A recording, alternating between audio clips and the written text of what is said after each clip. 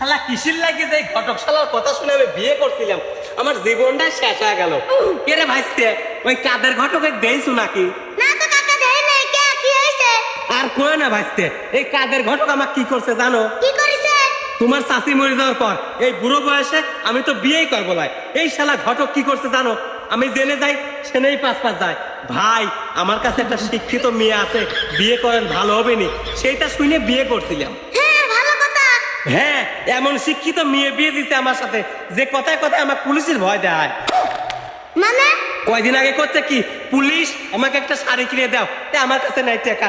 সে মানসিক টাকা হলো, তুই 6,000 টাকা দিয়ে একটা শাড়ি কিনে দিলাম, জানো ভাইস্তে? তারপর কি হলো কাকা?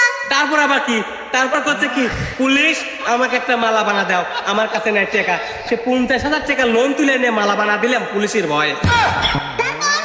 আবার করছে কি, কয়দিন পরে ঈদ, পুলিশ আমাকে মার্কেট করে দাও, যদি কথায় কথায় এত পুলিশের ভয় দেয়। এই জানটা কি ঠিক থাকে ভাইস্তে, তুমিই কও। আরে কাকা, আপনার বউ শিক্ষিত, ওরা পুলিশ কর্মী পুলিশ কইছে, মানে ইংরেজিতে আপনাকে অনুরোধ করছে, আপনি বোঝেন নাই? আর কই না ভাইস্তে, আমি মূর্খ মানুষ, আমি ওইগুলো বুঝি। পুলিশের ভয়ে আমি দিন রাত পলা থাকি জানো।